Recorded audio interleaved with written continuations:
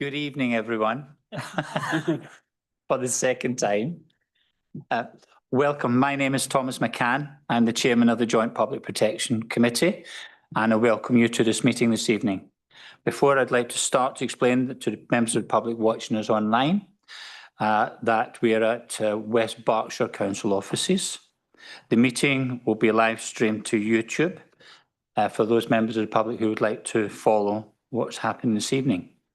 And welcome to other members of the committee, Nick, Guy and Stephen from Bracknell, Forest Council, Jeremy, Patrick from West Berkshire, and Lou, Pauline and Stephen from Wokingham. Welcome to everybody this evening.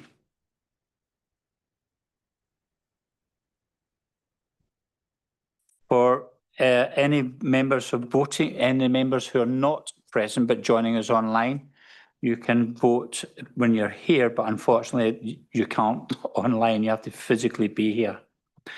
Can I please anyone? Patrick, welcome. Please join us, Patrick. Not a problem. Could I just remind members that when you finish speaking, or even before you start speaking, switch your microphone on. That would be a good help. And I thank everyone. First of all, I'd like to ask for apologies. Yes, Chairman, we have apologies. One from Councillor Candy Jeffries. Councillor Guy Gilby is here as his substitute, and additionally from Councillor Howard Wollaston, Councillor Patrick Clark is substituting. Thank you for that.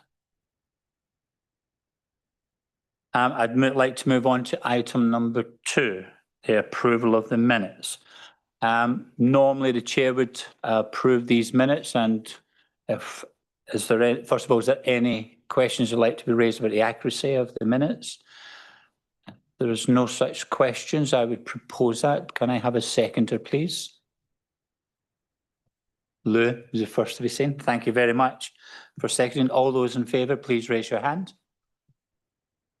Thank you. Anyone against? Thank you very much.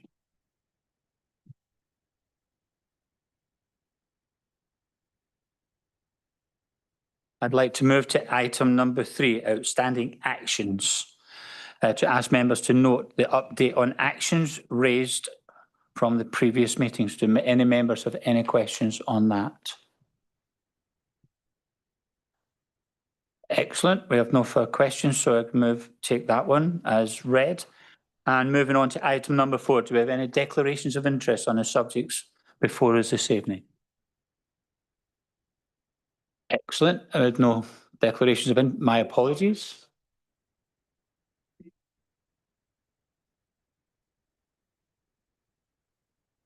Sorry.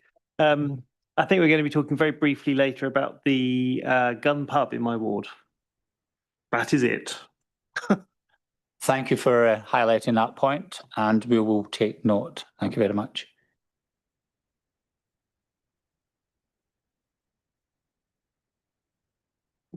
Do we have any questions from the public? None have been received, Chairman. Thank you very much. Item number 5. Again, moving forward, asking members on our forward plan, pages 13 to 15. Do members have any points they would like to raise or have added to our former? Okay, but please remember, members, you also can request information or things to be added to this in between our meetings, because we only meet 3 or 4 times a year. And if it's important to you, it's important to us. So please do remember you have the opportunity to add when you feel appropriate. Thank you very much, members. Moving on to item number 7. I believe that's you, Sean. Thank you, Chairman. Yeah, I'll just run through the sort of headlines of the report if I can, and then I'm happy to answer any questions. I don't know whether Rosalind's online, is she? Okay, so Rosalind may well come in relation to some of her areas. So just running through the headlines of the report. I mean, as the committee knows, we've had several discussions throughout the year, basically about where we are on finance, and it has been a difficult year with challenges caused by the national insurance rise, which wasn't factored into our budgets, and also basically the higher than expected cost of living rise for salaries. I can now confirm to the committee, I met with our accountant today, that's now been cleared. Basically, and we will definitely come in end of year basically with a zero budget or even a very small underspend potentially. At 5.3, I talk about the fact that we have been successful in securing a further £75,000 support to support grant funding to support investigation work. That's actually now increased since the report was written, and in fact, actually, I was looking at the overall figure today, but the total grant funding to support investigation work this year is likely to exceed over £200,000. Which is really helpful, and obviously one of the, and I've said this many times, but it's certainly one of the benefits of shared service, being able to apply for and access those grants. Just moving on very quickly to recruitment, we did switch one of the trainee posts temporarily to a paralegal post within the case management unit, and when I come on to the latter part of the report, I'll explain why. But that unit is very busy and has been effectively one member of staff, one lawyer down for over a year now, and this would help us deal with some of the capacity issues that are in that unit that we've currently got. So the other post the other lawyer post was the case management unit strategic manager, which has been now vacant, as I say, for some time. We also basically have managed to successfully recruit to a number of other long-term vacancies. We have a new animal health warden officer. And in fact, actually, we're extending this post out from its original remit, which was just doing the important work of collecting dogs and dealing with enforcement around basically stray dogs, and particularly enforcement around chipping and identification. This post is also going to be trained into doing some of the animal inspection work for the licensing team. And basically, we have been taking steps now to get the new occupant enrolled onto the course for that. We still really struggle with the recruitment to I suppose really qualified officer posts, and the senior trading standards officer post that I've mentioned there has been vacant now for over a year, basically, but it has gone to help manage some of the other issues. A number of other posts that are on the list that needed to be recruited to. The case management unit post is in for re-evaluation. The principal officer investigation post will now go out. The senior programme community officer is being interviewed, I believe, next week. And also we will then move on to recruit to deal with the grant-funded crime prevention and victim support post. Couple of good bits of good news in relation to training. I won't go into all of the detail, but a second one of our senior trading standards officers passed a ILM management course, which is positive, and we now have our first fully qualified officer at level 6 in trading standards, and we have another one that should be finishing their level 6 apprenticeship soon. So as the committee will know from previous explanations, we have 6 of them in the level 6 trading standards apprenticeship and 4 in the MSc for environmental health and 1 level 6 environmental health apprentice. So the grow your own policy basically is now starting to come to fruition. We also had a food safety officer, I believe, basically qualify with distinction, I believe, Moira, basically, on his level 5 as well. Basically, he was somebody that joined us as a level 4 trainee. So just moving on then, IT I won't talk about because Moira is going to talk people through the IT strategy in the next item. Peer review recommendations. I think it's fair to say that that's now pretty well cleared. All of those recommendations have been cleared, and that there are very few, if only small bits of actions really to follow up, but they're included in the appendices, the updates on that. Been busy around governance. We've issued 19 press releases, and we've had an awful lot of coverage actually over the last quarter, most of it very positive, and for a whole range of things, particularly around the work on underage sales that we've done across the three authorities, and some of the court work. Again, no end of freedom of information requests, 134 in one quarter alone. That took 115 hours to process. This is good news, but we also had 50 in that quarter, 50 inquiries from councillors and local MPs. It's interesting actually that obviously we didn't have any from Woking members actually. So it would be interesting, maybe we do need to get some more out, the word out really to Woking members again, as we've talked about in the past. To just flag that basically they have resident concerns that they can come to us in those areas where we're able to help them. Very low number of service complaints. I think we just received 4 in that quarter, 0.16 of the total service requests that we dealt with.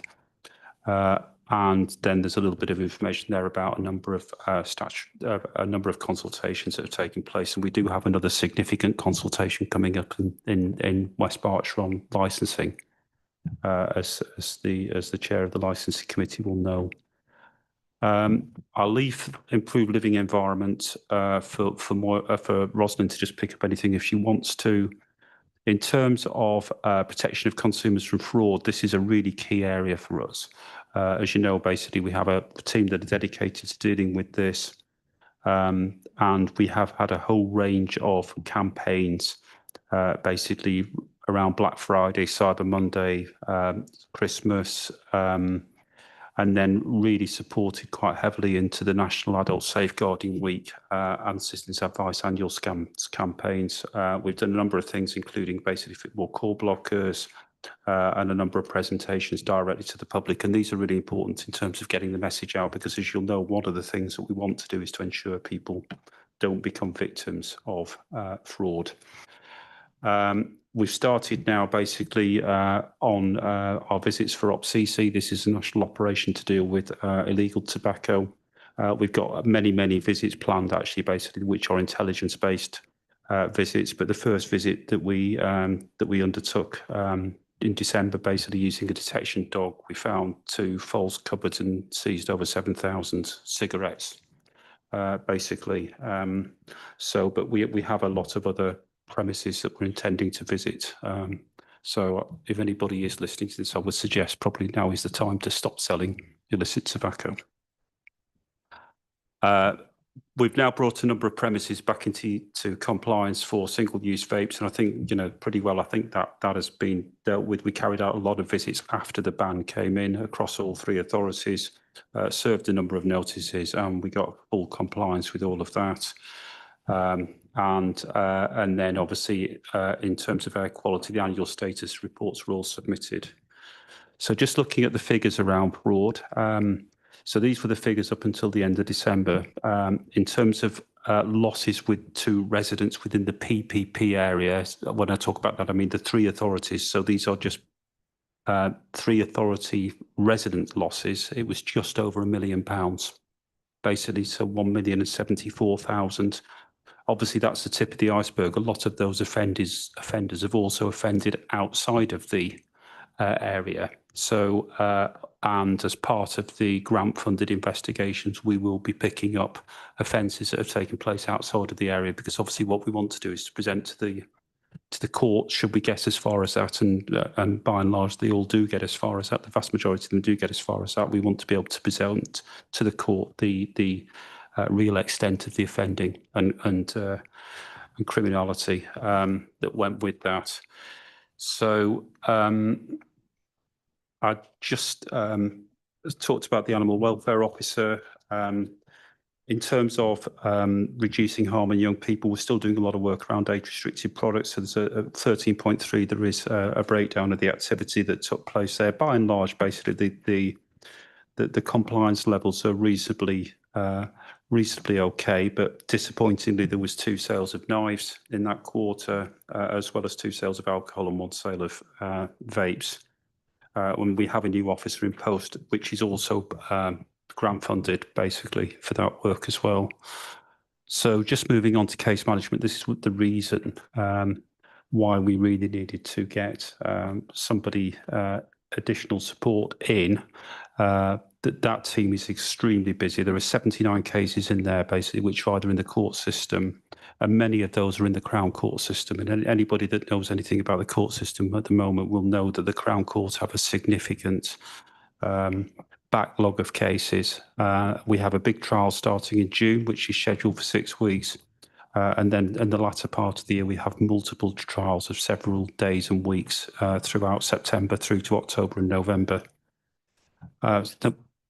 No problem. So it's been a really busy quarter. Rosalind, I don't know whether you want to say anything at all about that. Obviously you'll pick up the housing stuff in terms of the Renters' Rights Act paper, but I don't know with the chair's permission whether Rosalind wants to say anything else about the food work or any of the other work in the area, in your area. Thank you. Rosalind? Thank you. Yeah. Yes, as I say, with housing, I'll pick up a lot of the what's coming in with housing and the Renters' Rights Act that's coming later. Housing as well, we're still working on HMO licensing. That's where we license premises that have a number of occupants. Now, what we're trying to do there is proactively look at the district to make sure that anyone that's in a non-licensed HMO, that we know about them, and we take action whenever necessary to bring that to compliance. So we've been working on those areas. Other areas under my remit, so protection of the environment, we've got the environmental quality team. They do a lot of work with commercial noise complaints, pollution prevention, control visits. We've got the paper on air quality, the Bracknell air quality that's coming up later on tonight as well. Now, they've seen quite an increase in commercial noise complaints where the changes have been made to commercial premises without planning permission. So we have to investigate those and see if we can liaise with planning as well to get things rectified there. In terms of food hygiene inspections, that's the safe and healthy food chain section. The officers carry out probably about 1,000 inspections a year. That's food hygiene inspections rather than food standards, which are training standards inspections. Now, each of those visits gets risk rated by the officers, and part of that risk rating is what gives you the public side of the food hygiene rating scheme. So that's part of the FSA hosted website, and that's where you can see the work that we do and what inspections we're doing and what food hygiene quality is like in the area. For this, we use 3 of the scores: the food hygiene practices, the structure and cleanliness, and our competence in management. And we're pleased that probably about 98 to 99% of the premises in the 2 areas that we do food hygiene in, which is Bracknell and West Berkshire, are rated 3 and above. So 3 means broadly compliant and above. I think that's what I've got to say. Thanks. Back to Sean if you want.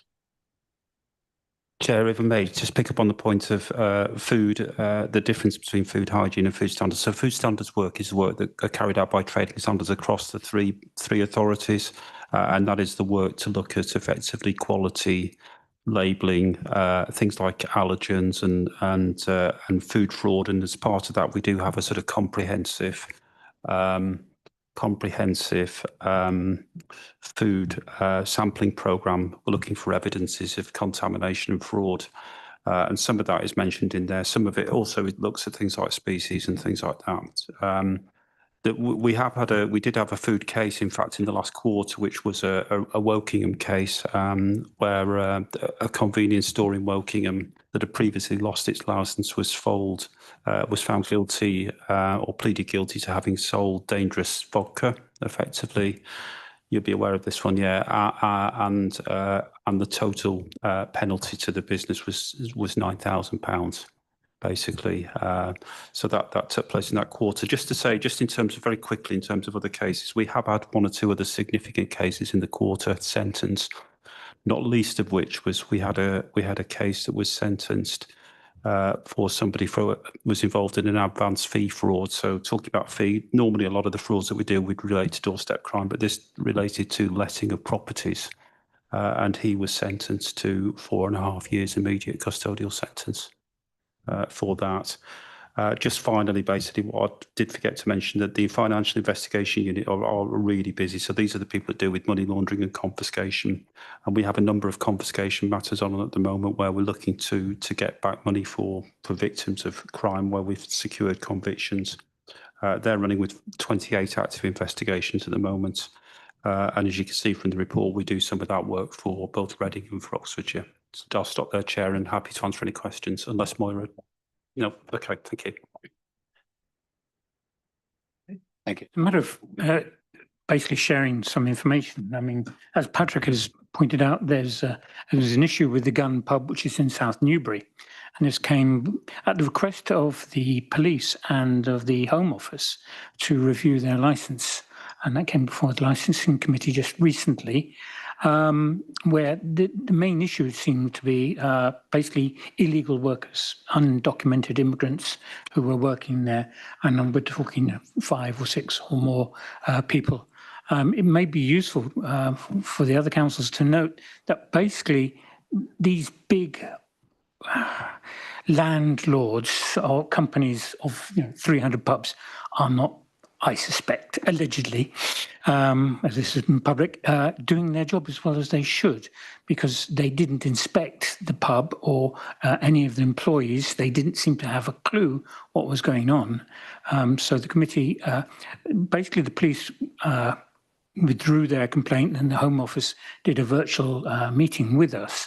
And we basically decided that we would impose a condition that the landlord inspect their documents on a monthly basis to actually go in, and they must keep complete records of this. And this may be something that you might want to be aware of. That I'm sure many years ago, I can remember a case where there were illegal immigrants working at the Cheveley service station and things like this. So it's not that uncommon. But of course, we're here to stop crime, and it's a crime to employ illegal immigrants without documents. So it was quite interesting. I've never had touch base with the Home Office. We are extremely honoured, obviously. But it might be, when you come up to licensing reviews, something to keep in mind. Thank you, Chairman. Thank you. Yes, Stephen. Thank you, Chair. Interesting report. Obviously, as Wokingham, we're fairly new back into this, so it's really good to see the extent of the work that's being done and the successes that the team's achieving. So well done for that. Great to be back part of this. The question I had came from a conversation I had with one of our own officers in Wokingham just a day or so ago.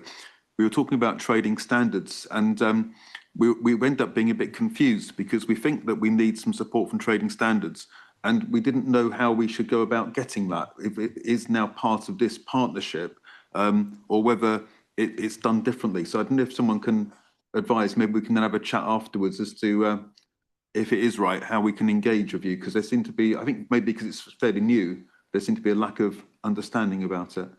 Would that be for you to deal with, Sean? Yeah, I'm quite happy to pick that up, Chairman. I think the first thing to say, this is a really, really important point, and it's something I like to stress every time.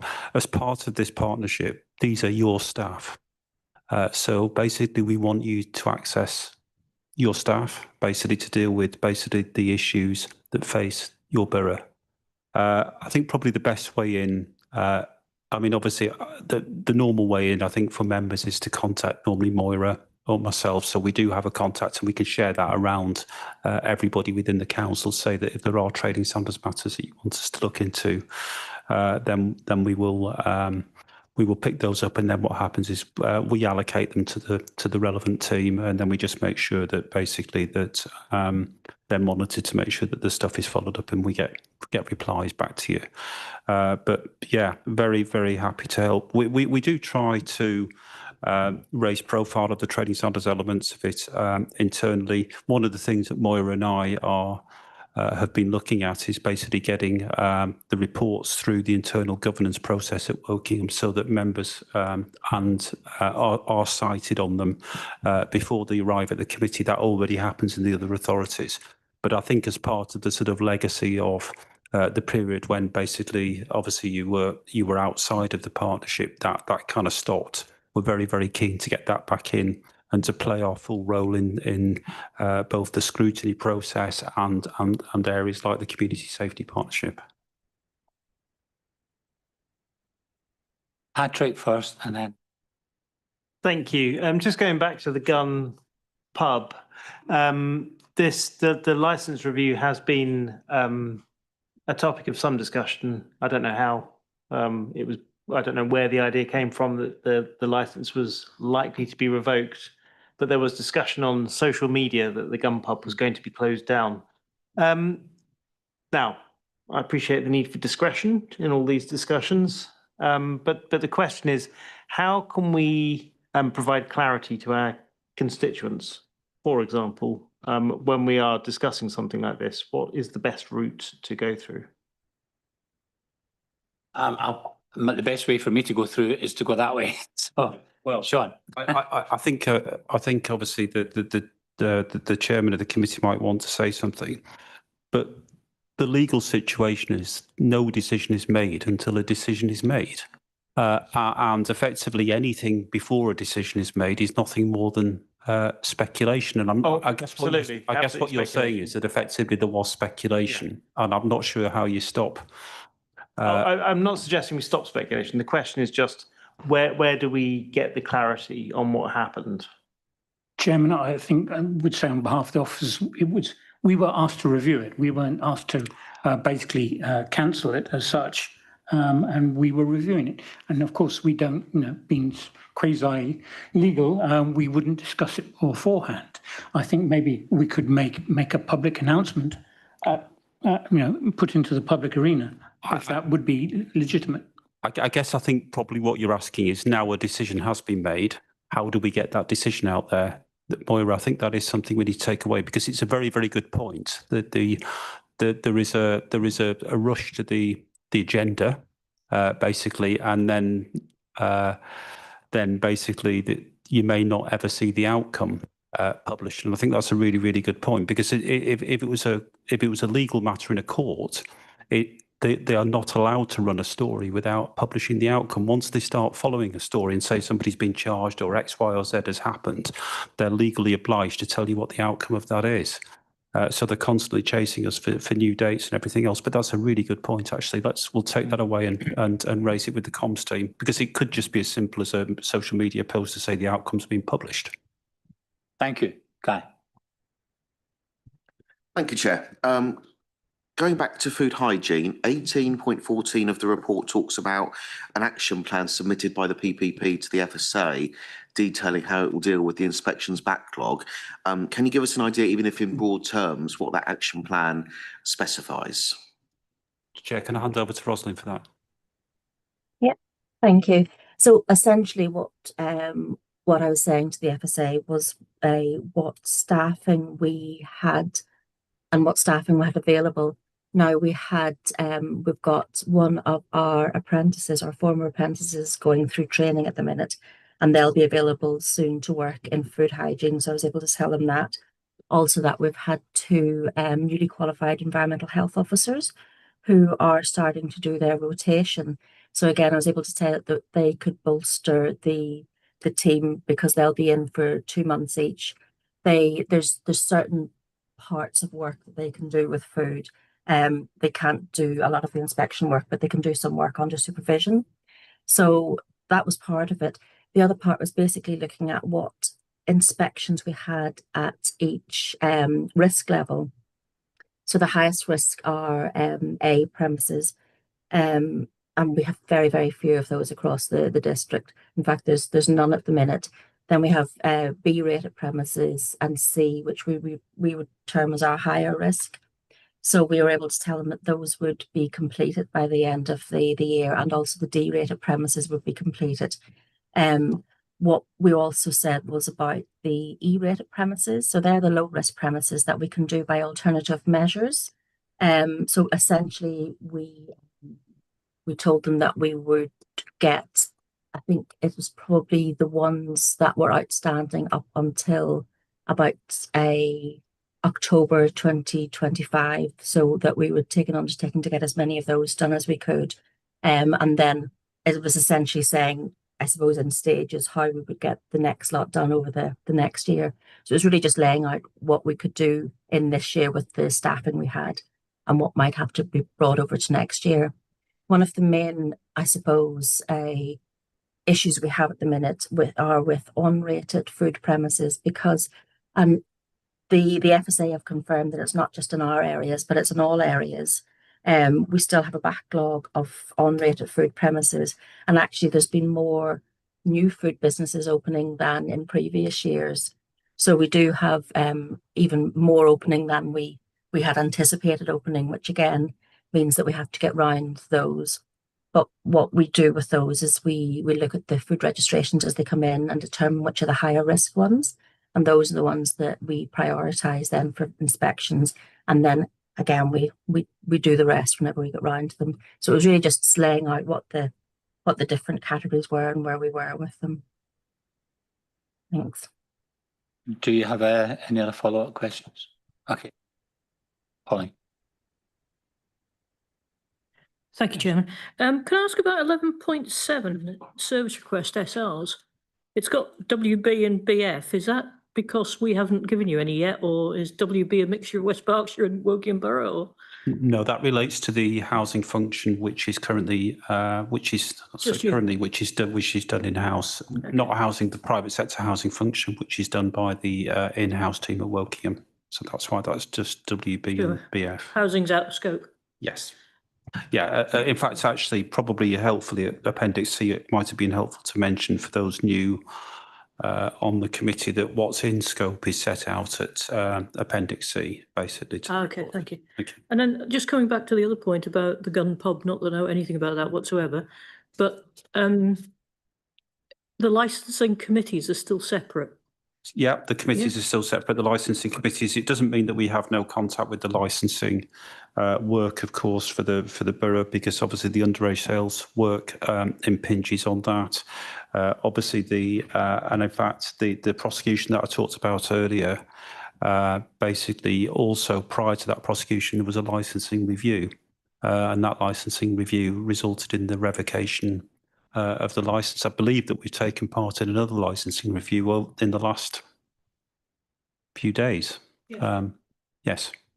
So we still basically have contacts with the and obviously we work closely with them to notify them of infringements and everything else, basically. So yeah, so there is a crossover there. So when we're talking about comms, I'd expect it to come from the licensing committee, not from the. Absolutely. So the prosecution came from us, but the outcome basically of any licensing committee actions or any subcommittee actions basically should come from the committee itself or through Wokingham Communication. We do work very, very closely with all three communications teams. So it's not basically, we're not just putting out stuff and not liaising. We do liaise very, very closely. Moira does that. You know, what we're pleased to say is actually basically all three of the communication teams are very responsive and very good at helping us to get the information out. As I said many, many times, that the information that is provided to us by the public, by members, by partners such as the police is the most important thing to the effective functioning of the service. Thank you. I have one. It's slightly Scottish twist to it. Glasgow Central, the building next door caught fire because a vape shop and the batteries all sort of like caught fire apparently. Shut down half the Scottish railway system. So my question is, we do inspect the vape shops within our areas. Do we see much of a concern, and would what happened in Glasgow be, and clearly it's an unusual one, but do we look out for things like counterfeit vapes and things like that? Because that's obviously a health hazard as well, part of the job. Thank you. Yeah, so we've done a lot of work on vapes over the years for all sorts of reasons. Obviously, we were doing some work around the single-use vapes, but prior to that, basically there was work carried out to identify vapes that were non-compliant, and there was a huge amount of non-compliant vapes on the market at one time. Obviously, there is new legislation proposed for that. Just on the issue, so if it was vapes, and I did see the news report as well that you mentioned, that basically, obviously, that would have been linked, I would imagine, to lithium batteries. And that, again, is something where we have done quite a lot of awareness raising, isn't it, Moira? Including basically some work that we did, which I believe we got a grant for, to raise awareness of the storing of bikes and scooters and things like that with lithium batteries in things like HMOs and private sector lets, you know, where you may have multiple people in the properties and things like that. So we did that project, and we visited a lot of properties and put some awareness raising out of that. But lithium batteries, I mean, anybody that's involved in this, I mean, Damien, you're obviously involved in waste, and I mean, it is not infrequent, is it, to see basically a waste truck with its contents basically on the road, smouldering. It is a real and live issue. Same with, you know, we've seen examples over the years with cars, but all we can do is to keep raising awareness. Thank you very much for your reports, and thank you, members, for your questions. This is a to note item, so there's no vote really on this. It's more to keep members up to date. And again, can we pass on our thanks to your team behind you for the collating and the work they do on our behalf. And moving on now to item 8, this evening's AI strategy. Good evening, members. Members will recall that we had a request through this committee to produce a strategy for the Public Protection Partnership about the use of AI, but also the use of technology and digitisation more widely. The report before members this evening seeks to set out how the service intends to make use of this emerging technology to drive forward innovation, improvement, service delivery, and also to enhance the operational efficiency across the service where it is appropriate to do so. I need to stress that it's a living strategy, and technology moves on practically on a daily basis, so we will continue to update that strategy as we go along. It sets out some examples of where we are using technology already and where we intend to use it in the very near future. So that will move on really, really quickly. I think it's important also to stress that this strategy is based on a lot to do with the Bracknell Forest AI strategy, but also we did go and have a look at things like the Unison sort of proposals and their kind of views on how AI should be used as well. So it is hopefully a rounded policy in that sense. It will change the way that we work across the service. For example, I use, Copilot pretty much on a daily basis now, but as we do discover that it still needs professional oversight, because you use it and then you realise that some of the information that's coming out from it is not particularly accurate, or perhaps not in the style. It hasn't learned yet the style that we use within the Public Protection Partnership either. We also would like to stress that the use of technology is there to assist our staff. It's not there to replace anybody in the team. It's to make our lives easier, more efficient, and also to make the perhaps working practices for our customers more efficient as well. But we do appreciate that the Public Protection Partnership is a really public-facing team, and that the need to have human interaction, is central to everything that we do. We will obviously have to make sure that we continue to make sure that our staff are well trained.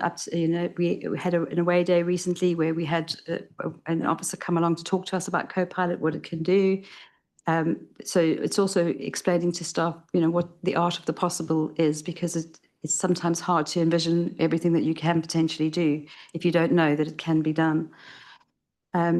So we will make sure that there is training put in place. And we also would like to say that the strategy is not only about the use of AI, it's also about using other kinds of digital technology. So we're now introducing the use of body-worn cameras. It's not particularly new technology, but it can help our officers in, obviously for their own safety and the safety of people that they're visiting, but also used in court cases and things like that as well. So it's more than just the use of AI, and it's more than ChatGPT, it's more than Copilot. It is a much wider strategy than that. And I'd welcome any comments from members. I don't claim to be any expert whatsoever on technology, but yeah, if you've got any comments or if there's anything that people would like to see added to the strategy, that'd be very welcome. Thank you. Could you give me a second?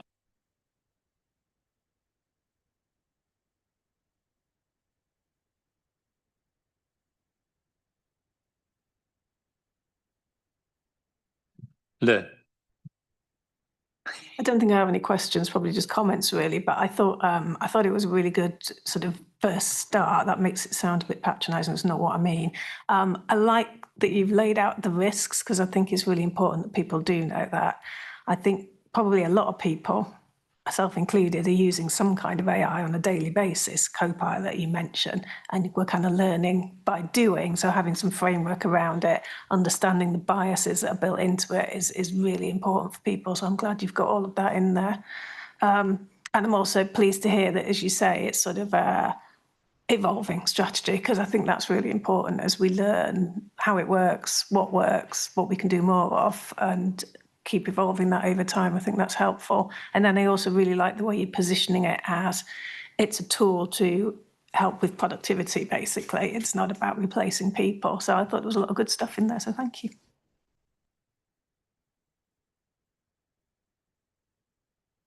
Thank you, Chair.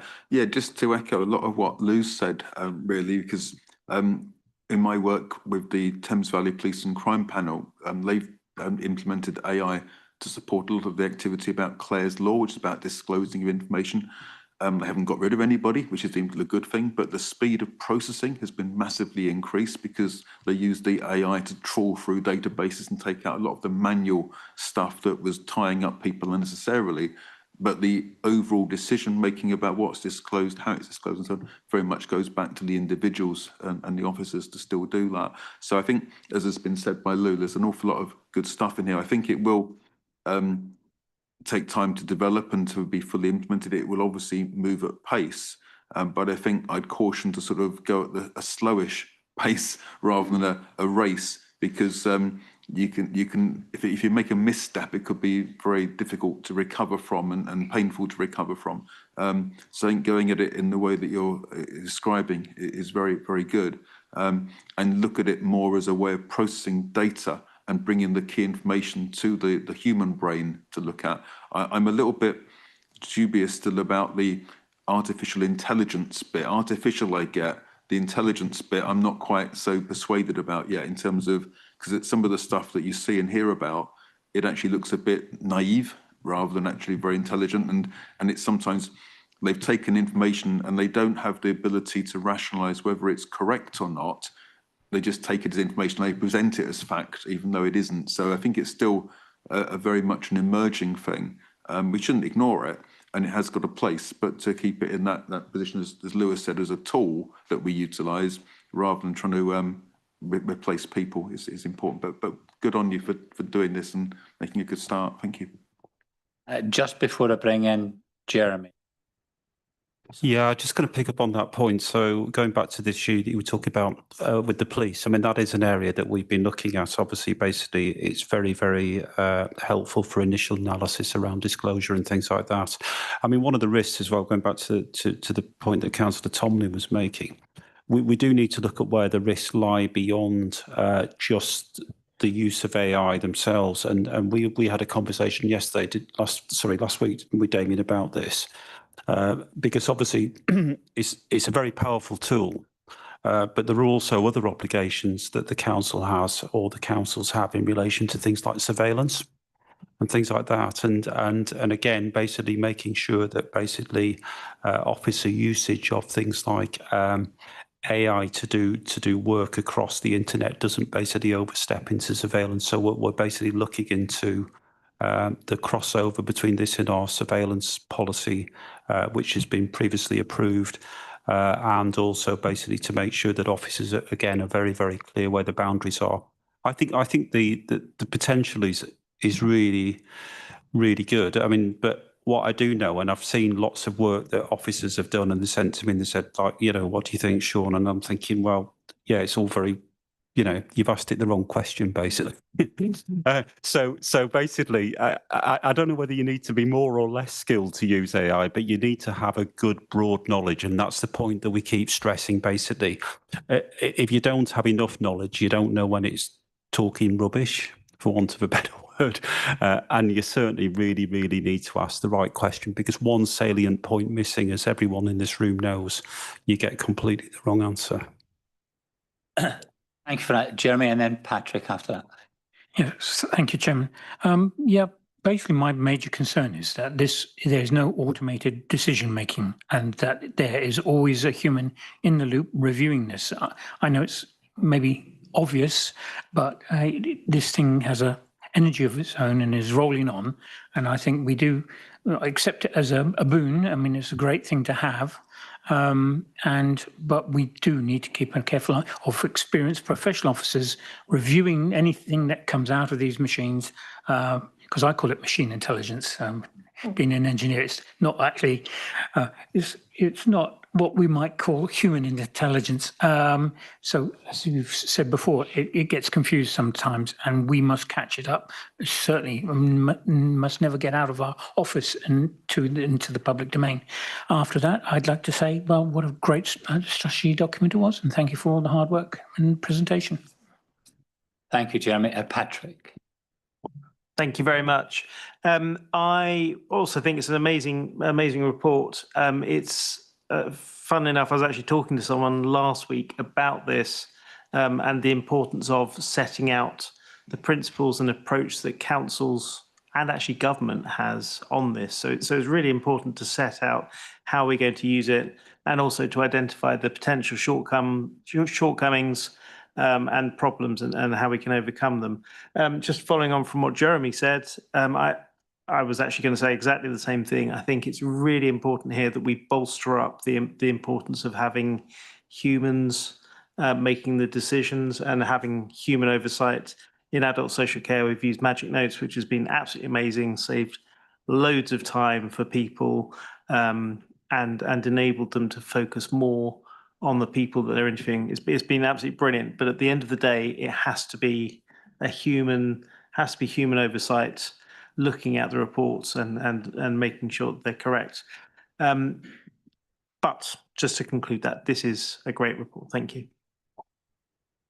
Do I have any further questions from members?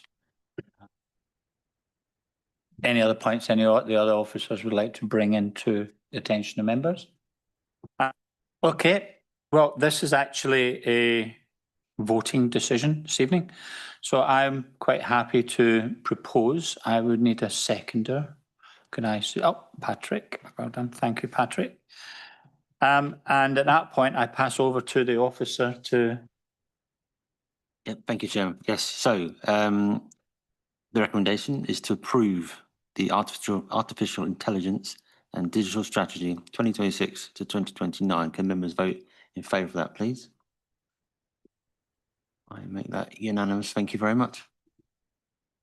Thank members, and of course, thank the officers and more. Okay, moving on to air quality. I believe that's Rosalind. Again, welcome, Rosalind. And over to you, please. Thank you. Okay, thank you. So if you remember at the last JPPC, we presented the air quality DEFRA feedback submission for the air quality reports for West Berkshire and for Wokingham. So Bracknell's hadn't been returned from DEFRA by that stage. So this is why at this meeting we've got the return for the Bracknell Forest air quality report. So this report in front of you is really to inform the committee of the submission of the air quality annual status report for 2024 at Bracknell. The annual status report basically updates on the progress of achieving reductions in air quality with the actions that we detail in the air quality area plan. So DEFRA have approved the actions that we take, and we've seen basically that there's progress in reducing the pollutants in the area. So in addition, DEFRA have approved the justification to revoke the final air quality management area in Bracknell, which is in Crowthorne. Now, officers in the EQ team, they're currently working on the information that's needed for that revocation. Part of that is the public consultation. So the public consultation was started over Christmas, and it's been carried out then following the December JPPC. The report on the revocation will be coming to the June JPPC. So part of that report is the officers are examining if there's any further information that's needed to look into the revocation and the justification of the revocation. So they're liaising with DEFRA at the minute, and to see what other information is needed. And as I say, all that will be brought back then to JPPC. I think the next meeting is in June. So overall, the air quality is a very good news for Bracknell Forest. It's clear that the range of interventions that are detailed in this report, they're working and they're contributing to reducing the pollutant levels in the borough. Thank you. Members, do you have any questions? Yes, Nick. Not a question as such, but a comment that, I mean, I'll be glad to see the back of the air quality area in Crowthorne. It's been there an awful long time, and I have to say, you know, some of the drops that you've seen are very, very significant. So I look forward to being in a position where we can revoke it in a few months' time. Very good. Thank you. Jeremy? Yes, thank you. I actually did a little bit of a study on the air quality in Thatcham, which is where my ward covers part of, and equally we've seen a dramatic decrease. And it was, just so you know, most of this is down to the AdBlue in terms of diesel cars, and probably more especially of lorries, which we have quite a few. And we've seen over the last 5-10 years dramatic drop, and it's down to that. So unless they take away AdBlue, it's here to stay. Thank you. And with electric vehicles, of course. Mm-hmm. Okay. Do members have any other questions? Guy, thank you. Thank you, Chair. I'd certainly second what Councillor Allen has said. This is undoubtedly a success story so far. One thing I'd like to query is Appendix B of the report, the commentary from DEFRA said that based on the evidence provided, there appears to be justification for revoking the air quality management area. However, ideally more evidence would be provided. Could you please elaborate on this idea of more evidence would have been ideally sought by DEFRA, and can you expand on how we'll take that observation on board? Yeah, so that's what the officers in the EQ team are currently talking to DEFRA about, to see what that information is, to see what is needed, and to see how that fits in with the plan. And that's what we will hope to bring back to you then in June. Or if you want us to contact you sooner with that, we can get back to you on that one. Be grateful for that. Thank you. Fine. Sean.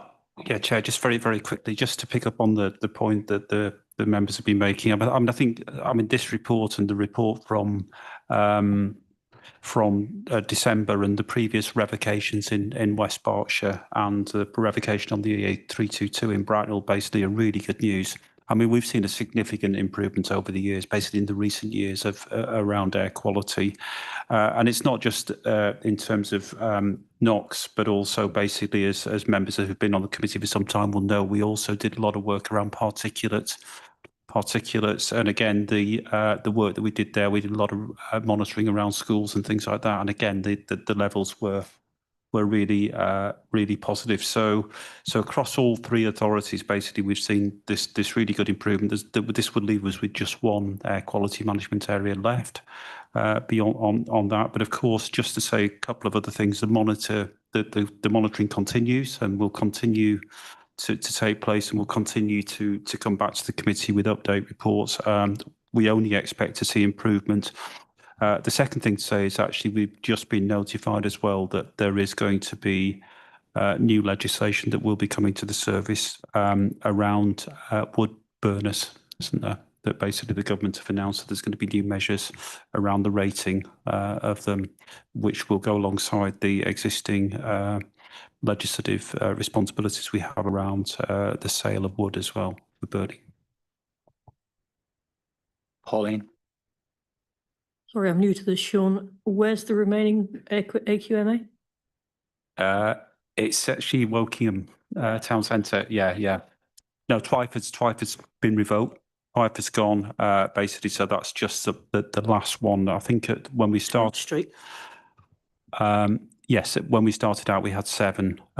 We got 1 left, basically. But as I say, all of the figures are going in the right direction, which is a positive. So hopefully, on this year's status report, we may see some movement. But I don't know. We won't know until we put this year's report in, will we? Yeah. Thanks. So do you know why that one's still hanging on there? Rosalind, I'm guessing we've had no recommendation from DEFRA that to look at it yet.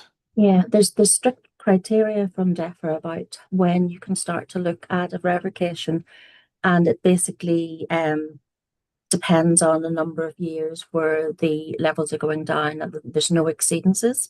So you're probably just not in that category yet. I think it's probably about 5 years where there's been no exceedances and the levels continue to go down. Thank you. Yes, Pauline. That comes back to the question, if it's down to AdBlue and electric vehicles, why is it not going down for the last 5 years? Bearing in mind we had COVID at the start of that. Or is there something that we're doing that we need to do differently?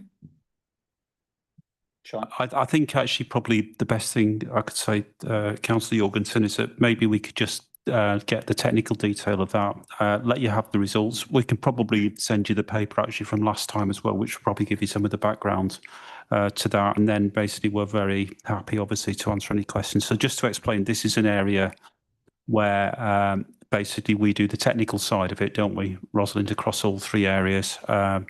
And obviously we oversee the implementation of the action plan and everything else. I mean, it is. I mean, it's a huge part of this is down to electric vehicles and AdBlue and all of that kind of stuff. But I mean, again, all 3 authorities, from what I can say in my time of involvement with this, there's been huge steps and efforts basically to drive down the levels of not drive the levels of air pollution, but to improve the levels of air quality. And just a few examples of those steps just in one borough in this report. So, there's a lot of things have played to this, but undoubtedly, as you say, the development around diesel vehicles and the development around electric vehicles will continue to in the right direction, I'm sure. Thank you. That'd be really helpful, actually, because I was quite surprised that if I wanted to bet, I would have said Twyford Crossroads would be the one that was hanging out there because it always seems to be busier than everywhere else. But I'm just interested to know, really. Thank you. And if officers could make that information available to the other Wokingham members, then that just keeps you up to speed and abreast of what's happening within your particular batches. Thank you, members, and Rosalind, for your report. This is an item to which we note there's no vote on this. So thank you, officers, and thank you, members, for your input. I'd like to move on to item number 10, which is quite a substantial report. And at this point, I'll pass over to Rosalind, I believe. Thank you. Thank you, Chair. Chair, if I may, could I bring Deborah Vincent in as a panelist? She's an attendee at the minute. Deborah's the Principal Officer for Environmental Health Housing. Very good. So she's here to pick up any of the technical questions as well, if they come in. No problem at all. Yeah, that's okay. Thanks, lovely. Thank you. Can I just say that before we go into Deborah, before we go into this does affect all 3 authorities. So although a lot of the functions are related to basically housing standards, there are lots of functions which will be enforced by the Trading Standards Service as well. Thank you. Over to you. Okay, so Renters' the Rights Act, the PPP, we've been working on the implementation of the Renters' Rights Act now for some time. with working with the local authority housing teams for West Berkshire and for Bracknell. The private sector housing team in Wokingham will have been working with their equivalents in Wokingham on that. We've also been working with trading standards, looking at what their part is across the three areas. We also have been working with our case management unit, and we've got a meeting set up with legal as well to talk it through with them. So essentially last year, the Royal Assent was achieved in October last year, and the implementation for the tenancy reforms that are coming in from the Renters' Rights Act are due to start in just under 2 months, which is the 1st of May this year. This paper, as you say, it's a lengthy paper. It basically sets out the legislative changes that can be expected to come in as part of the Renters' Rights Act. The main changes that are coming through in this first stage are the tenancy changes. And one of the main ones of that is the ending of Section 21, no fault evictions. So basically it'll be an offence to unlawfully evict or harass tenants. And the legislation basically makes it a duty for us to enforce in the councils, not just a power. So all of this brings new work to the Public Protection Partnership housing team. A lot of the work that we deal with at the minute is repair and disrepair of rented properties. So this will bring us looking at enforcement of tenancy issues also. So as well as informing on the changes, the paper that I brought tonight, there's a number of policy changes that the Act brings in that appear in this committee report and in the recommendations of the report. So one of the ones, just to bring to your attention, is the housing enforcement policy. So essentially, the housing enforcement policy that we have at the minute is a general policy that we have for PPP. Now, our existing enforcement policy for PPP, it's based on the principles of the Regulator Code and the Code for Crown Prosecutions. Now, the Regulator Code that we have, it heavily features progressive approach to enforcement. The new Renters' Rights Act is directing that for breaches and offences that we do civil penalty notices and serve those. And that isn't really what is in line with most local authorities' environmental health enforcement policies, including ours. So what we have to do is look at a new housing enforcement policy. Now, that is something that is being looked at nationally in England by the Association of Chief Environmental Health Officers. And what we've got in this paper is a recommendation that we bring that in with bringing it to, I think we're going to bring it to the Joint Management Board rather than JPPC. Essentially, we need to have that in place by the 1st of May so that if anything, if there's enforcement being taken from them, we actually have the policy in place.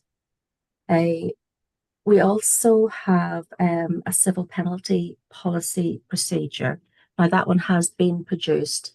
And again, that's being produced as an England-wide policy. Now, there's an organisation called Justice for Tenants. And essentially what they're doing is assisting local authorities in looking at civil penalty procedures. And as this Renters' Rights Act, it does bring in civil penalty procedures for breaches and for offences under the Act. It talks about for breaches, the civil penalty can be up to 7,000. For offences, they can be up to 40,000. The civil penalty procedure basically details the offences and it sets out the matrix that local authorities will use to fix the amount of those penalties. Appendix 2 of the paper that I've given to you is basically the process. So as I say, it's a nationally drafted procedure, and it uses the Justice for Tenants process, which is basically legal based. And they have carried out reviews of all of the legal challenges and tribunals and ombudsmen to do with civil penalties to produce this document. So essentially, if you're following this document, you should produce the civil penalty that is the correct one under the circumstances. So that's in. It's quite a lengthy policy. I think it goes to about 26 pages, but that's essentially what we'll want to be following as part of our civil penalties. Now, what they have done is they've done a cloud-based system that we will also use, where you'll be putting in the information on the investigation that you've done on the offences and the breaches, and that will take it through the different parts of the policy. So it won't be a paper-based, it'll be a cloud-based system to do that. So that's the civil penalties. There's a third policy, it's the debt recovery policy. And for that one, we're still waiting for that to come again. They're looking at that as a national policy. And it's Association of Chief Environmental Health Officers again who have commissioned this. So we're still waiting for that to come in. But again, we're going to recommend that that gets delegated for approval at Joint Management Board. The fourth paper that we have had to look at is the Environmental Health Housing Policy. Now, we presented that to Joint JPPC last year. It's only a slight change in that because, again, in that policy, we talk about progressive enforcement action. And with the renters' rights coming in and the new housing enforcement policy, it would contradict what we've got in the housing policy. So again, we've had to make an amendment of that just to tie that in with the new housing enforcement policy, which again is why we've brought it back for you this evening.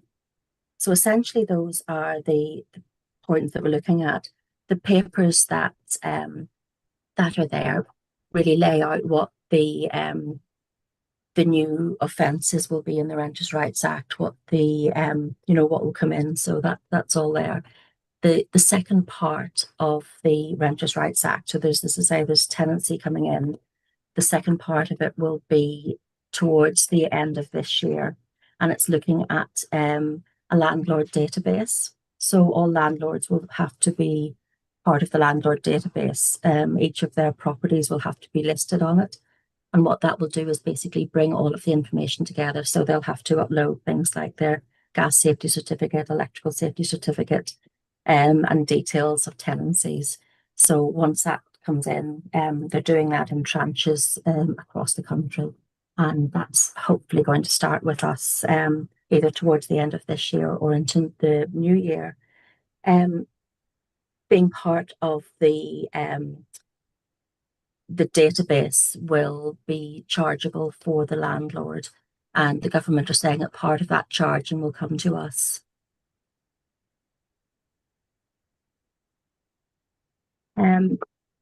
So if there's any questions, or I know that there's quite a lot of information laid in front of you at the minute, but yeah, so open to questions if there's anything that you'd like to have a chat about or see. Thank you. We have a couple of questions, and then Deborah, at some point you will have some points to raise on that as well, yes? I'm just here to answer the questions. Thank you. Nick, and then Lou, thank you. Yeah, I just want to question the table. There's a sort of a couple of numbers that sort of raise a red flag with me. On the table on page 92, which is the estimated number of landlords in Bracknell, West Berkshire, LA areas. In the Bracknell column, it's got the number of private rented sector properties and, for comparison, the number of registered social landlords. The numbers are identical, which is a red flag to me. Yes. It looks like the numbers should be different. I'll check on that and see if it is. I've got it in my mind that whenever I was doing it at the time, I was thinking the same thing, that it was a strange thing that they had them, that they were both the same numbers, because I got it from government websites. But yes, I'll have another check of that just to double check. Thank you. Exactly the same, just seems wrong. So, Yeah. you know, in a matter of 8,000, it's quite a lot. Thank you for your point raised, and we'll get back to you and other members on that. Lou. So this might be just a point for further conversation then, but it's really picking up what Sean said at the beginning about the relevance of this work to Wokingham and the role of trading standards. So I guess I'd like to try and understand a little bit more about how that's going to work. So that's a really important question, actually, because obviously the housing standards elements of it undoubtedly will be dealt with by the team that are at Wokingham. But it's where that split comes, and I think that is something, as Rosalind was presenting this, it was going through my mind that we need to have a conversation, particularly with the housing team at Wokingham as well, around issues relating to harassment and eviction and things like that, because I suspect those sort of, although lots of this are criminal, but those kind of criminal elements are areas that probably where there would be some crossover. I mean, trading standards already have a range of duties and functions in relation to letting agents, estate agents as well already, so that we deal with things like tenants' fees, we deal with things like deposits and all of that kind of stuff. But I think we do need absolute clarity. It's a really important point, Councillor Tomlin, that we need absolute clarity as to what the expectation is of Wokingham in terms of which elements of this they would wish to see enforced by the Training Standards Service as opposed to by environmental health. Rosalind, can we pick that? Yeah, if I may, there are certain parts of the Renters' Rights Act that they're indicating that are trading standards. So, for example, the reform that's talking about discrimination against renters who have children or receive benefits is likely to come via trading standards enforcement. Rental bidding, trading standards, requiring a large amount of rents in advance will be a trading standards function. I think those are possibly the main ones, unless Deborah would like to come in, if there's any other that she's been talking through with trading standards. I think those are probably the main ones that are coming through at this stage. Yeah, and just to add the benefit for Wokingham councillors, we have a trading standards officer based in the housing team, and she has been going out and visiting letting agents, and she has been doing that across Wokingham as well. So that is something that she's already picking up on, and will be speaking with the private housing team at Wokingham just to clarify if there's crossover and how referrals come over and how they work together. So that is in hand. Thank you. Stephen and then Pauline. Thank you, Chair. I really welcome this. I think it's a very significant piece of legislation. Obviously, it's got several phases, and this is recognised in the report as to how it's going to be implemented. I suspect there's an element of we don't quite know what we're getting into yet, is how I'm seeing it, because it's really important that there is a very significant functioning rental and housing of this nature within the country and within our areas. Really important for people, and there should be proper safeguards for all of the people involved, whether you're the owner or whether you're the tenant. You know, that's really important. But you do hear horror stories, and that's what worries me most. And I'm hoping that this will allow those to be dealt with really effectively and efficiently.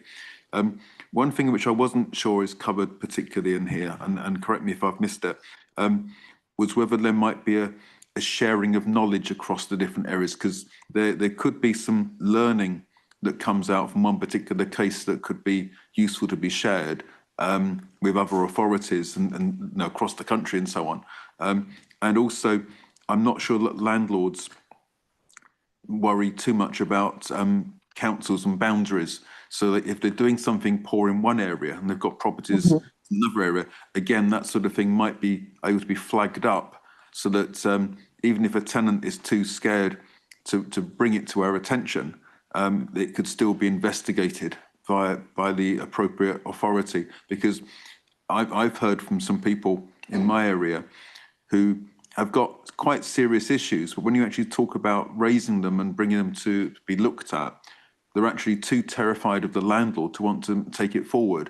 And that is really frightening, where they're being bullied and harassed and maybe overpaying, etc., etc. But the landlord has had the power. And I'm really hoping that this will help address that, and the teams will be able to really help and sort those sort of problems out. But it just seems that knowledge sharing could be an important way of helping to do that. Thank you. I think with the landlord database, whenever it comes in, it's going to be a very important piece of intelligence for us, because what we'll be trying to attempt to do and what we're expected to attempt to do is look at who's on the database, but more look at who isn't. So those are the people that we will be targeting in due course. You know, that if we get intel of someone, the first thing is, are they on the database? Because if they're on the database, we know that they know basically what they should be doing. If they're not on the database, they either don't know what they should be doing or they're deliberately trying to avoid doing what they should do. So those will be the targeting that we will attempt to do.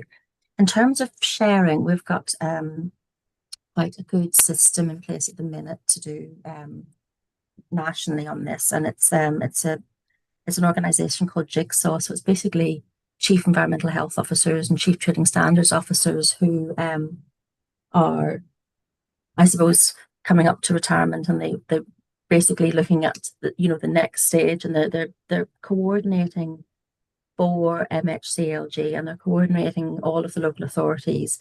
They've set up a very good network, and they're doing training with us. And it's all about sharing and data sharing. So we've got that in place at the minute.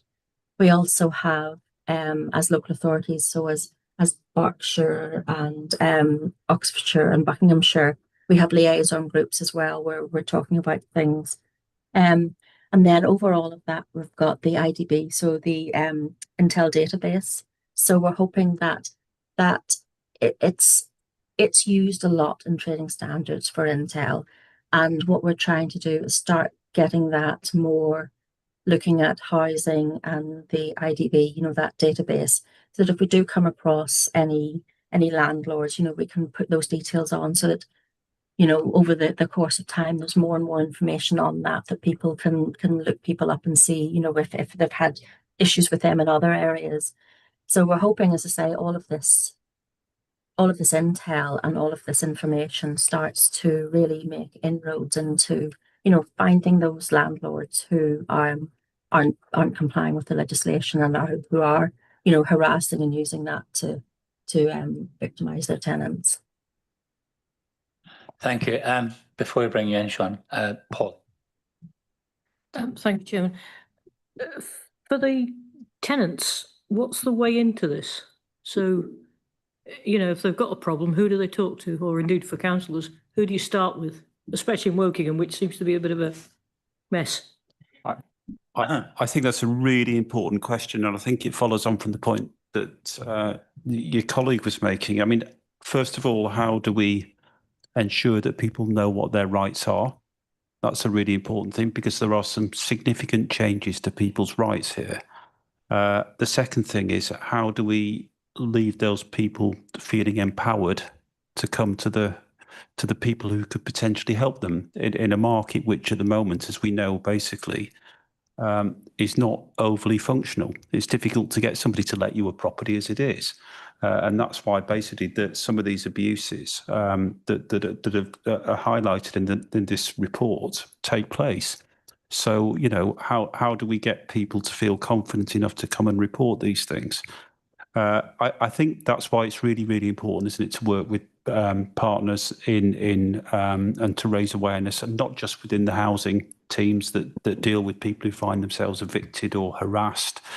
But also basically, I suspect probably further afield in people in other services that are dealing with vulnerable people as well. And also raising awareness for members as well, because as members, you will see lots of these issues at ward level, basically, or you'll become aware of these issues. You know, I think we do need to, we need to look at all of that basically about the kind of things that we would like you to tell us that you're seeing. So I think that's something that we do need to take away and look at. Of course, and then Lou. I think, ironically, I got a message tonight in the middle of this meeting about a rogue landlord, and I have got no idea who to speak to. So, what I don't know. I will no, but what is the actual answer for everybody? Not the answer I might use tonight.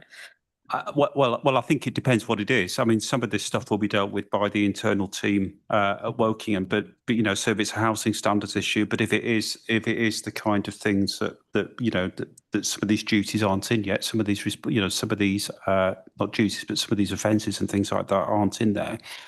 But harassment and all of that kind of stuff has been an offence for a long time. It's just now a duty to enforce it. Yeah, but I think the issue is that it depends what sort of issue it is. Doesn't work for the average tenant because it's too complicated. No, they won't know. It doesn't. So what's their way to start the process? It doesn't, and I think basically for a situation now, clearly, basically within the Wokingham and Bracknell, it's fairly straightforward. There's one front door, basically, because we'll be dealing with everything. But actually, I do think we're going to have to come forward, basically, with some proposals within Wokingham, basically to ensure that the residents of Wokingham and the members of Wokingham and anybody else that has an interest in Wokingham knows exactly where to go with what type of issue. I think it's a really important point that you make.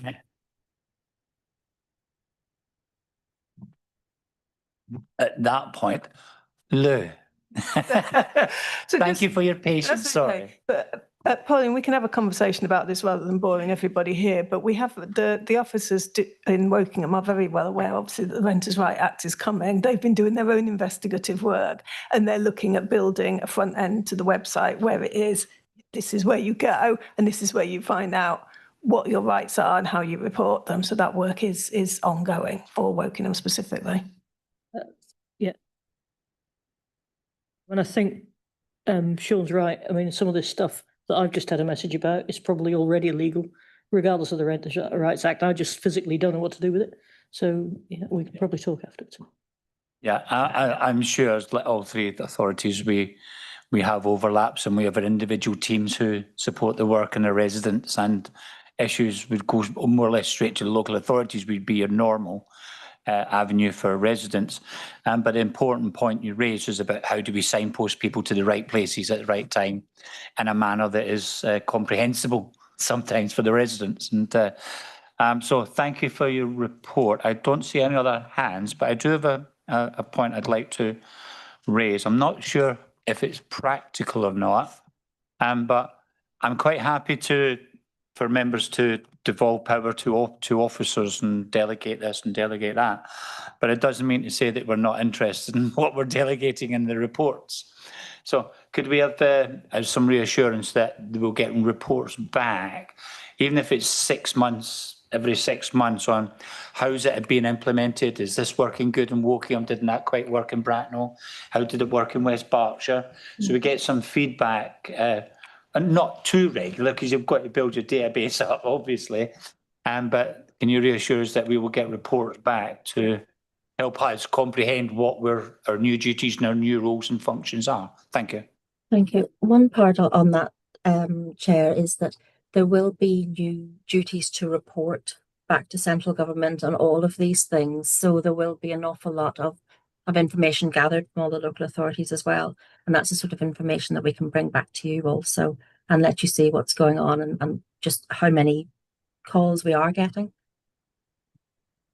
Chair, just to say that the most significant delegation that's in here basically is the one on the new enforcement policy, because I think that's something that everybody will want to have an interest in. As you can see, the proposal basically that's before the committee tonight is that is delegated to me to approve. following consultation with all three of the executive members that are on the committee, basically. Thank you for that reassurance. If there's no other questions or points to be raised, at this point, there is 2.1 and 2.2 are to note. But at that point, 2.3 through to 2.6, I'll hand over to Stephen. Thank you. So you're happy to propose, Chairman, so I just need a... Yeah, I'm happy to propose. A seconder is Nick. Thank you, Nick. Okay, thank you very much. So, so as Chairman said, 2.1 and 2.2 are to note only. Areas in which the committee needs to resolve is to approve the use of the model civil penalty policy procedure, to delegate to service leave of public protection in consultation, as Sean was just saying, with the portfolio holders or cabinet members from the three partner authorities. And that is to grant to the authorities, to update the service enforcement policy to give effect to the enforcement elements of the Renters' Rights Act 2025. Next, to approve the proposed changes to the environmental health housing policy 2025-2028 regarding the precedence given to the model housing enforcement policy over the approach described in the environmental health housing policy. And finally, to approve the authorities delegated to the Joint Management Board to adopt the National Debt Recovery Policy for use by the Public Protection Partnership team. Can all members show in favour of those recommendations, please? Unanimous. Thank you very much. Thank you, members, for that. And moving on to item 11. And Moira, you again. Thank you. Thank you, Chairman. So as it was agreed by the West Berkshire Council's executive way back in July of 2021, an annual report of the Water Safety Partnership is brought to the JPPC meeting each year. And it details the activities of the Bracknell and West Berkshire Water Safety Partnership, and it's for information this evening only. The partnership continues to go from strength to strength. We work closely with a number of organisations, including the Thames Valley Police, the Royal Berkshire Fire and Rescue Service, the Environment Agency, South Central Ambulance, the NHS, the Canal and River Trust, and recently we've also had the Berkshire Lowlands Search and Rescue Team join the committee as well, or the partnership as well. In terms of the involvement really of the partnership, of the Public Protection Partnership over the summer, we will be coordinating and attending a range of events which are set out in the calendar attached to this report. And as I said, the items for information only, I can try and answer any questions that members may have. Thank you, members. Stephen. Thank you, Chair. I can see that this doesn't seem to include Wokingham. So is that because we haven't bought into this service, or what's the situation with that? I think it's simply that you weren't on the committee at the time when basically it was adopted by. So it started in West Berkshire following a tragic accident and then basically Bracknell joined the partnership, but you just yourselves weren't on there at the time. There's no bar to it. It's just the way it was. If that is something that you would like to look at, we can definitely look at that. I should say also, so we have Windsor and Maidenhead come along as well, because obviously the waters flow across the boundaries as many other things do. So, absolutely. Yeah, thank you, Chair. Yeah, I mean, obviously we need to discuss it within the authority. It's not my decision, but we have got, and as part of my role on working on I'm a trustee of the Waterside Centre, Waterside Centre, which is on the Thames. We've also got Dinton Pastures, so we do have significant operations which are involving water and young people and other people. So it just seems to me to be sensible that we might sort of be linked up on this and utilise all of the best practices that we can develop between us. But thank you. We'll take it back, I'm sure. Thank you for that, and I'm sure the officers will be delighted to come and talk to you about some of your practices of it. It's because good practice is good practice wherever we are. So thank you for that. And also to say, Chairman, I think the partner authorities will always appreciate going to one meeting rather than having to attend sort of 4 separate meetings across Berkshire. So you know, I know certainly the police attend the meetings a lot and are really valuable contributors to the work that the TIP partnership does. Yes, Pauline. It's a very good point from Stephen. I'm just curious, really. There's quite a lot of parish councils have significant bodies of water as well. How do you wrap them in, or do you not? The primary function really around the partnership is obviously they have discussions about incidents, near misses, and good practice, and then getting communications out. So the communications would be sent to the parishes, and so in Bracknell, for example, we attend the Summer of Fun events where we promote a lot of the work there. We go to in West Berkshire, we go to the Pagbourne annual fair and things like that where we do a lot of work. So, Jeremy. In Thatcham, we have a summer fun day where we have thousands and thousands of people attending, and we have a stall that promotes it there, and any events in the town centre, especially where children and parents come, because obviously any life lost is tragic, but I think it's especially when a small child, through maybe a little bit more care by ourselves, can be saved. I mean, so it's publicising it throughout the whole of the area, meeting the public and explaining what our concerns are. Thank you. I think we're reassured that we don't just sit in our district or boroughs' ivory towers and think we know everything. And clearly, parishes and towns are key eyes and key ears for the work that we do in this subject. So I thank officers and members for the work.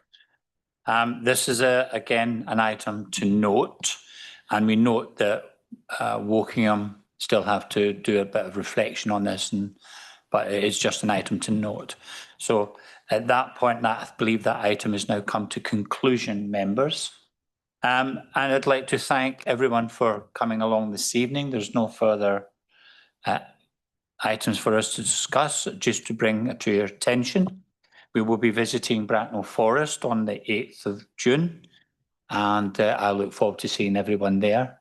And if you've got any questions, please feel free to either contact me or your PHs in your particular areas, and we'll bring everything that we can. If you need questions answered, we're here to help. Okay, thank you everyone and good night.